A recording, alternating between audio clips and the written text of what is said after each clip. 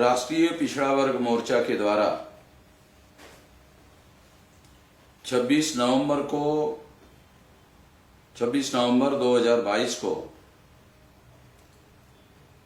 पिछड़े वर्ग से संबंधित मुद्दों पर भारत बंद का ऐलान किया गया है। इस भारत बंद को भारत मुक्ति मोर्चा, बहुजन क्रांति मोर्चा और तमाम ऑफशूट संगठन जो है, सहयोगी संगठन है, लगभग हमारे 87 ऑर्गेनाइजेशन है, उन सारे संगठनों का इस भारत बंद के लिए सारे देश भर में समर्थन रहेगा। तो उनमें जो भारत बंद के लिए राष्ट्रीय पिछड़ा वर्ग मोर्चा के द्वारा जो मुद्दे रखे गए हैं, उनमें पहला मुद्दा है केंद्र सरकार द्वारा ओबीसी की जाति आधारित जनगणना न करने के विरोध में, पहला महत्वपूर्ण मुद्दा। और राष्ट्रीय स्तर का मुद्दा, और 52% लोगों का इस देश में प्रधानमंत्री है। नरेंद्र मोदी अपने आप को पिछड़ा वर्ग का कहते हैं, मगर नरेंद्र मोदी ने ही पिछड़े वर्ग की जाति आधारित गिनती को रोक के रखा। जानवरों की गिनती कर रहे हैं मगर ओबीसी की 52% लोगों की गिनती नहीं कर रहे हैं। इसलिए चौधरी विकास पटेल के द्वारा इस मुद्दे को पहले नंबर पर रखने का जो निर्णय किया भारत बंद के लिए, हम उस बात का पूरे ताकत के साथ, पूरे संगठन शक्ति के साथ समर्थन करते हैं। और सारे देश में जो हमारा संगठन का जाल है, उन कार्यकर्ताओं को निर्देश देते हैं कि इसके लिए पूरी तैयारी करके इसका समर्थन किया जाए। ईवीएम घोटाले के विरोध में, ईवीएम के द्वारा खुद सुप्रीम कोर्ट का 8 अक्टूबर 2013 का निर्णय है, जिसमें सुप्रीम कोर्ट खुद अपने निर्णय में कहती है केवल मात्र ईवीएम मशीन के द्वारा फ्री, फेयर एंड ट्रांसपेरेंट चुनाव नहीं हो सकता। फ्री, फेयर एंड ट्रांसपेरेंट चुनाव के लिए पेपर ट्रेल मशीन लगाना होगा। मेरा यह कहना है कि यदि ईवीएम मशीन के द्वारा फ्री, फेयर एंड ट्रांसपेरेंट चुनाव नहीं हो सकता, अगर ये सुप्रीम कोर्ट का मानना है और जजमेंट है, तो इसका मतलब ये कानून हो गया। यदि पेपर ट्रेल मशीन लगाई जाती है तो लगाने से थोड़ी फ्री, फेयर एंड ट्रांसपेरेंट होगा। जिस पर्पस के लिए पेपर ट्रेल मशीन लगाई जाएगी, वो काम किए बगैर अगर ईवीएम मशीन का उपयोग किया जाता है, तो इसका मतलब है सुप्रीम कोर्ट के आदेश के अनुसार ईवीएम घोटाला करती है। ये प्रूव है, ये तो सुप्रीम कोर्ट खुद कहता है। केवल पेपर ट्रेल मशीन लगाने से थोड़ी होगा। पेपर ट्रेल मशीन उस घोटाले को, फ्री, फेयर, ट्रांसपेरेंट चुनाव को संपन्न कराने का काम करना होगा, उस घोटाले को रोकना होगा। रोकने के लिए पेपर ट्रेल मशीन को ज्यादा से ज्यादा एक्टिव करना होगा, तभी तो फ्री, फेयर एंड ट्रांसपेरेंट होगा। मगर 2019 के चुनाव में पेपर ट्रेल मशीन के संबंध में केवल मैचिंग करने का ऑर्डर दिया गया है। तो हैरान करने वाली बात है कि सुप्रीम कोर्ट के द्वारा एक ही मुद्दों के लिए दो ऑर्डर दिए गए, और जो ऑर्डर 2019 के चुनाव के पहले 8 अप्रैल 2013 को 2019 को दिया गया, तो उस ऑर्डर से, मैचिंग करने के ऑर्डर से फ्री, फेयर एंड ट्रांसपेरेंट नहीं हो सकता।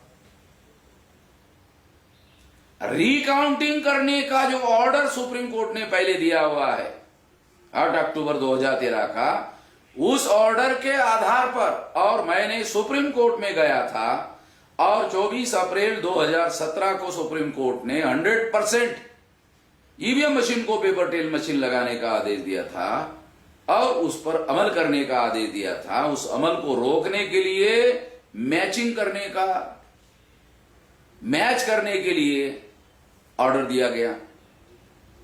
और ये ऑर्डर जस्टिस गोगोई के द्वारा दिया गया। और ये ऑर्डर तब दिया गया जब जस्टिस गोगोई के ऊपर एक महिला के द्वारा आरोप किए गए, उसके बाद जस्टिस गोगोई ने ये निर्णय दिए है, इसलिए ये निर्णय संदिग्ध है। तो पेपर ट्रेल मशीन लगानी होगी। पेपर ट्रेल मशीन का रिकाउंटिंग का जो पूर्व ऑर्डर है, रिकाउंटिंग करने से ही फ्री फेयर एंड ट्रांसपेरेंट चुनाव होता है, यही सुप्रीम कोर्ट का ऑर्डर है। इस पर अमल किया जाना चाहिए। ये नहीं हो रहा है, इसलिए चौधरी विकास पटेल के द्वारा इसको भारत बंद के लिए मुद्दा बनाया गया है। हमारा पूरी ताकत के साथ इसको समर्थन है। तीसरा मुद्दा है, निजी क्षेत्रों में एससी एसटी ओबीसी के लिए आरक्षण लागू किया जाए। भारतीय जनता पार्टी देश की सारी संपत्ति बेचने के काम में लगे हुए हैं और भारतीय जनता पार्टी जो डेली 24 घंटे राष्ट्रवाद राष्ट्रवाद राष्ट्रवाद की बातें करने वाले जो संगठन आरएसएस है, उसके द्वारा चलाया गया भारतीय जनता पार्टी का संगठन है। वो लोग देश की सारी संपत्ति बेचने का काम कर रहे हैं और सारे डिपार्टमेंट बेचने का काम कर रहे हैं। और इस वजह से एससी एसटी ओबीसी का जो आरक्षण है, वो आरक्षण भी खत्म हो रहा है। ये किया ही इसलिए जा रहा है, ये फैसला आरएसएस के द्वारा किया जा रहा है, दिखाने के लिए नरेंद्र मोदी का नाम सामने किया जा रहा है। जब सारी नौकरियां प्राइवेटाइजेशन के एरिया में जा रही है और सरकारों का प्राइवेटाइजेशन हो रहा है, ऐसे परिस्थिति में प्राइवेटाइजेशन में रिजर्वेशन लागू होना चाहिए।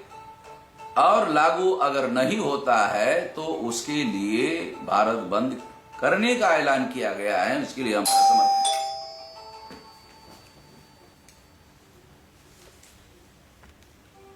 एमएसपी की गारंटी कानून बनाकर किसानों को दिया जाए। देश में उद्योगपतियों को अपनी जो भी चीज वो उत्पादित करते हैं उसका भाव ठाव निर्धारित करने का अधिकार है, तो किसानों को भी अपने उत्पादित माल का भाव ठाव निर्धारित करने का अधिकार होना चाहिए। और यदि किसानों को यह अधिकार नहीं दिया जा सकता तो सरकार मिनिमम गारंटी का कानून बना करके गारंटी देने का काम करे। अरे किसान लोग मैक्सिमम मांग नहीं कर रहे हैं, मिनिमम मांग कर रहे हैं। तो मिनिमम रेट निर्धारित करने का काम जो है वो होना चाहिए। और इसलिए सरकार ये कर नहीं रही है, इसलिए इसके विरोध में भारत बंद किया जा रहा है। हम इसका समर्थन करते हैं। एनआरसी एनपीआर सीए के विरोध में इस कानून ने आसाम में यह सिद्ध कर दिया कि यह कानून 75% एससी एसटी ओबीसी के विरोध में है, आंकड़ों के साथ। क्योंकि जब वहां आंकड़े इकट्ठा किए गए थे तो 19,48,000 आंकड़े थे, जिसमें 14,48,000 एससी एसटी ओबीसी के लोगों को नागरिकता के अधिकार से वंचित किया गया था इस कानून के द्वारा। केवल 5 लाख मुस्लिम लोगों को निकाला गया था। तो यह कानून जो राष्ट्रीय स्तर पर लागू करने का निर्णय आरएसएस, बीजेपी और विश्व हिंदू परिषद ने लिया, ये तो एससी एसटी ओबीसी के विरोध में है। 75% एससी एसटी ओबीसी के विरोध में है। ये कानून पीछे लिया जाए, इसे खत्म किया जाए, इसके विरोध में हम है। नहीं करती है सरकार तो हम लोग इसके लिए भारत बंद करेंगे। और भारत बंद करने के लिए चौधरी विकास पटेल ने जो ऐलान किया है उसका समर्थन करते हैं। 6 नंबर का मुद्दा है, पुरानी पेंशन बहाल किया जाए। जो सेंट्रल गवर्नमेंट के कर्मचारी है, स्टेट गवर्नमेंट के कर्मचारी है, या तमाम डिपार्टमेंट के कर्मचारी है, वो लोग अपनी जिंदगी की जवानी पूरी सेवा सरकार की करने में लगाते हैं और बुढ़ापे में उनको सरकार पेंशन देने के लिए भी तैयार नहीं है और पेंशन के लिए किसी प्रकार की गारंटी लेने के लिए भी तैयार नहीं है। ये जो सरकार का रवैया है, बीजेपी की सरकार का रवैया है, नरेंद्र मोदी की सरकार का रवैया है, इसके विरोध में भारत बंद किया जा रहा है। हम इसका समर्थन करते हैं। 7 नंबर का मुद्दा है विकास के नाम पर, पर्यावरण संरक्षण के नाम पर, जानवरों के संरक्षण के नाम पर आदिवासियों को उनके जल जंगल जमीन से विस्थापित करने का षड्यंत्र देश में चल रहा है और इसके विरोध में यह भारत बंद किया जा रहा है। इसका हम पूरा समर्थन करते हैं। 8 नंबर का मुद्दा है लॉकडाउन में चुपके से मजदूरों के तमाम कानूनों को रद्द कर दिया गया और उन कानून के द्वारा जो मजदूरों को अधिकार बहाल किए गए थे वो नष्ट कर दिए गए, खत्म कर दिए गए। इसलिए इसके विरोध में भारत बंद किया जा रहा है चौधरी विकास पटेल के द्वारा। हम उसका समर्थन करते हैं। 9 रिजर्वेशन इंप्लीमेंटेशन एक्ट बनाया जाए तथा SC ST OBC का बैकलॉग तत्काल प्रभाव से भरा जाए। ये नहीं भरा जा रहा है, ना ऐसा कानून बनाया जा रहा है। इसके लिए भारत बंद किया जा रहा है। हमारा समर्थन है।